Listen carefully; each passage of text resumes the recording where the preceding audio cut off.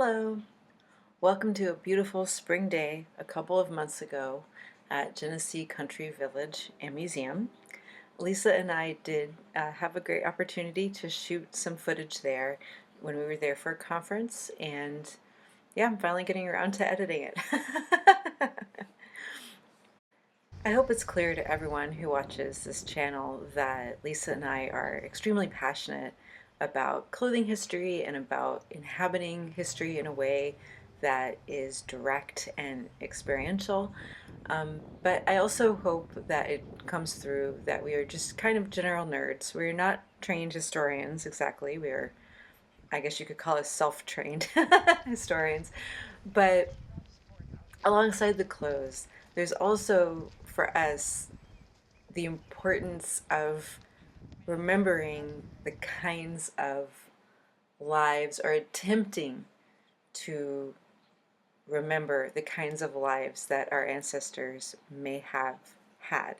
And that includes both hardship and happy, sweet, wonderful things like fruit trees in the spring coming into bloom.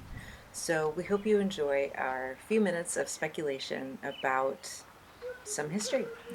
The Moravian missionaries that lived among the Cherokees pre-removal actually noted in their very, very intense diaries how much Cherokees loved apples. And when we were removed to Indian Territory, a lot of us brought apple seeds and apple cuttings and planted orchards just like this one, little tiny back kitchen orchards.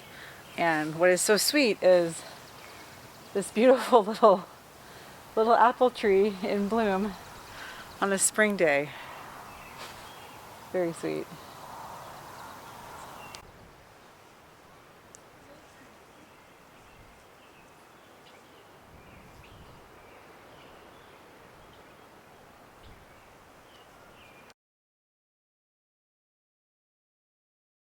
I don't really know what the family house looked like.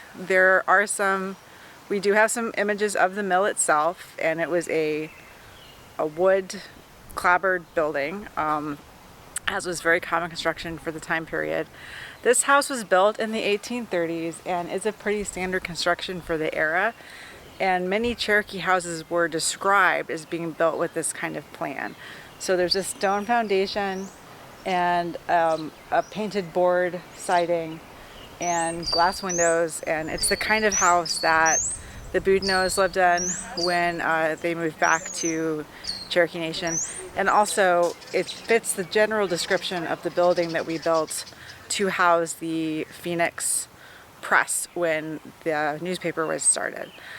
If you watch a lot of media that's set in the Old West, you probably have the expectation that all of the buildings from that era would look like this, kind of weathered, rustic, not painted, not very beautiful. But specifically for Cherokee Nation, at the time, through contemporary accounts, people described our homes as neat, tidy, well kept, and that would have looked more like this building here behind me. Once again, big thank you to Genesee Country Village and Museum, and thank you for watching this video. If you like this sort of thing, or just like history, or just like sewing, or just like clothing, or just like sewing historic clothing, you might want to like and subscribe because we do talk about those things a lot.